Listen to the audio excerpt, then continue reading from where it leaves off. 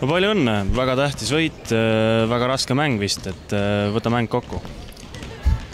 No, paari sõnaga on raske seda mängu kokku võtta, et... Räägime algusest, et teie töö sai väga hästi minema, väga hästi tavasid teil, nagu läks rabedamalt kui eelmine kord.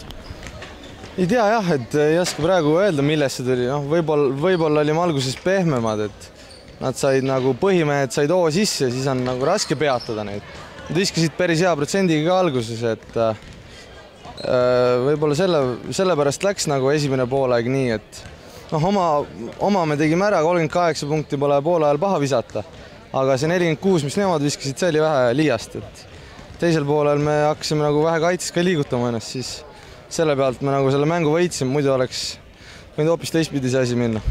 No nüüd olete vastased nii-öelda nurka surunud, et mida nüüd teha, et järgmine kord 3-0 ära lõpetada?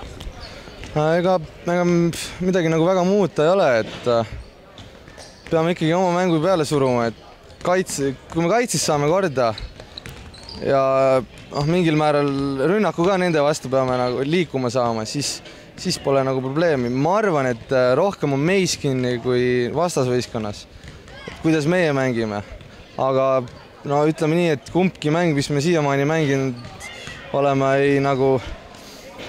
ei ole näidanud meie üleolekut nende suhtes, et täitsa võrdsed võistkonnad ja kellel paremini on läinud parajasti, see on võitnud, et kergelt meil ei tule küll siin midagi.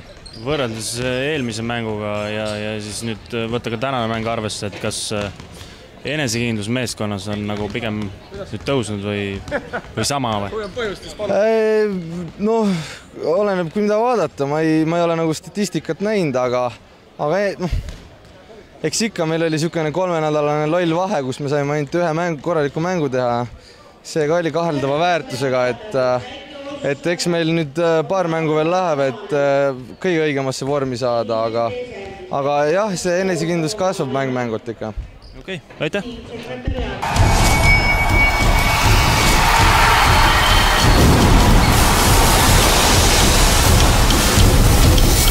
Triobet.